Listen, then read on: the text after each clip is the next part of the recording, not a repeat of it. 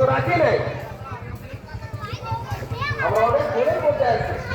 আমরা এখন সতর্ক হয়ে যাই যে না, এরকম ভুল করে আমাদের রান্না হয়, এরকম অসতর্কতার জন্য আমাদের রান্না হয় যে এরকম ভাবে ছুটে গেল আমার রোজা ছুটে গেল, এরকম করে না হয়।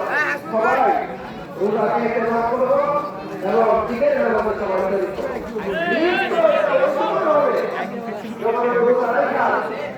রোজা না রেখে ঈদের নামাজে আসলাম, আনন্দ করলাম, ঠিক আছে, কিন্তু আসল আনন্দ যাদের জন্য ছিল তাদের অন্তর্ভুক্ত আমি হইতে পারলাম না।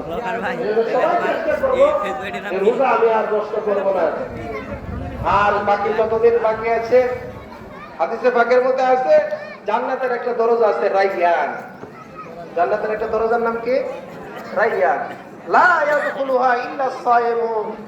জান্নাতের এই দরজা দিয়া একমাত্র রোজাদাররাই প্রবেশ করবে, অন্য কেউ না। এজন্য ইনশাআল্লাহ আমরা রাইয়ান দরজা দিয়ে জান্নাতে যাইতে চাই কিনা বলে? যাইতে চাই।